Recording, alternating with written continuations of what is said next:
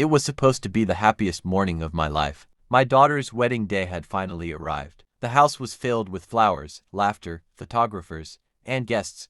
Everyone smiled, except our family driver. For 23 years, Samuel had driven our family everywhere. He had never once disobeyed me, but that morning, he suddenly grabbed my arm, shoved me into the trunk of my own car, covered me with a blanket, and whispered, "Sir, don't make a sound.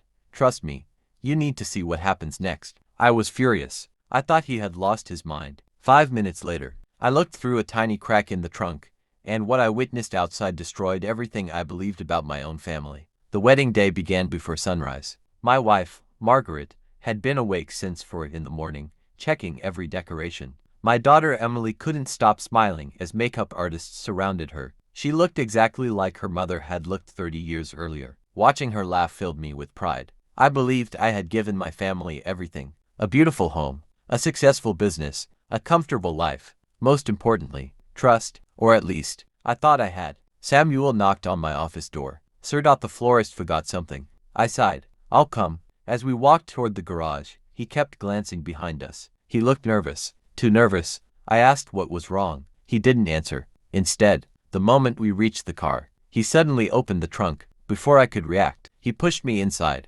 "What the hell are you doing?" I shouted. He threw a thick blanket over me. His hands were shaking. "I'm sorry, sir, but if you love your daughter, please stay quiet." The trunk slammed shut. Darkness. Silence. My heart pounded with rage. I kicked the trunk. I screamed. Nobody heard me. Then, the car never moved. That confused me. Why wasn't he driving? After several minutes, voices approached. I looked through a tiny opening. Outside, my wife walked toward the garage. She wasn't alone. Standing beside her was my business partner, Richard, my closest friend. For 20 years, he wrapped his arms around my wife. She kissed him. My entire body froze. Then Richard smiled. "After today, everything belongs to us." Margaret laughed. "He'll never suspect anything." I couldn't breathe. Samuel hadn't kidnapped me. He had hidden me. Then, another car arrived. Emily stepped out, still wearing her wedding dress. She smiled at her mother, until she saw Richard holding Margaret's hand. The smile disappeared.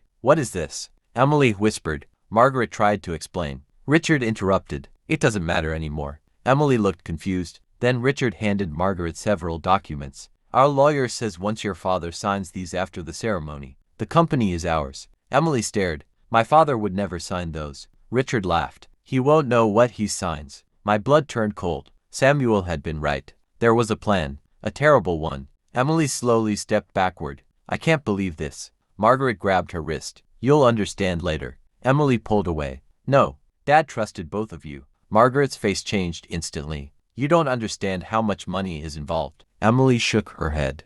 "I don't care." She ran. Richard chased after her. Samuel quietly unlocked the trunk. "You needed to see it with your own eyes." I climbed out. For several seconds, I couldn't speak. My entire marriage had been built on lies. Samuel handed me a small recorder. "I've been recording everything." He had suspected something for weeks. He simply had no proof. Until today. Together, we walked toward the wedding hall. Everyone smiled as if nothing had happened. Margaret looked relieved when she saw me. Richard shook my hand. "Ready for the big day?" I smiled. More than ever. The ceremony began. Guests laughed. Music played. Emily walked down the aisle. She looked at me. I nodded. She understood. After the vows, I stepped onto the stage. "I have one more surprise before the reception." Everyone applauded. A large screen lit up. Samuel connected his recorder. The entire room fell silent. Richard's voice echoed through the speakers. "After today, everything belongs to us." Then Margaret's laughter. Then every word of their conspiracy.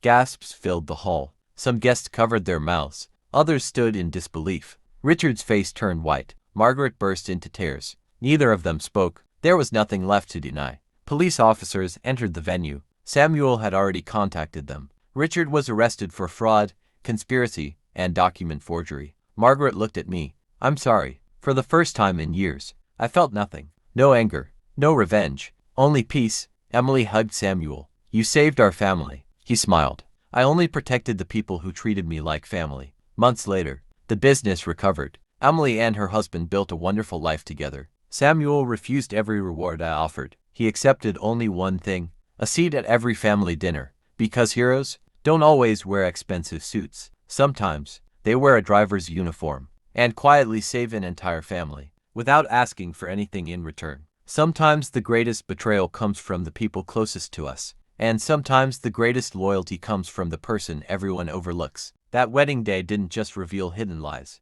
it revealed true character. Money can buy luxury, power can buy influence, but loyalty is priceless. If Samuel had stayed silent, an entire family would have been destroyed forever. Never underestimate the quiet people in your life. They may be the only ones protecting you when everyone else is pretending to love you.